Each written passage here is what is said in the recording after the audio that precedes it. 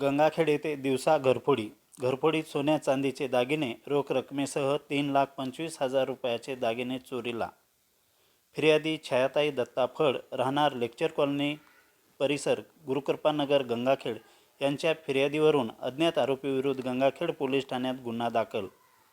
या प्रकरणी सविस्तर माहिती अशी की फिर्यादी महिलेचे पती दिनांक 8 डिसेंबर रोजी कामानिमित्त बाहेरगावी गेले असता व फिर्यादी महिला एका शाळेत कार्यक्रमासाठी दुपारी 12:30 वाजता गेल्या असता त्या 4:30 वाजेच्या सुमारास घरी परतल्या तेव्हा त्यांच्या घराच्या गेटचे व घराच्या दारांचे कुलूप व कोंडा तुटलेला दिसला। घरामध्ये प्रवेश केल्यानंतर त्यांच्या घरातील सामान अस्ताव्यस्त फेकून घरातील कपाट तोडून त्यातील सोन्याचे गंठण, सोन्याची अंगठी, सोन्याचे झुंबर आदी दागिने व 1,02,000ची रोख रकमेसह एकूण 3,25,000 रुपये चोरीला गेल्याचे त्यांच्या निदर्शनास आले।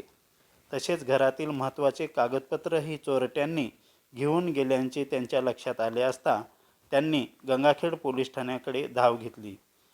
या प्रकरणी अज्ञात आरोपीविरुद्ध गंगाखेड पोलीस ठाण्यात गुन्हा नोंद करण्यात आला आहे।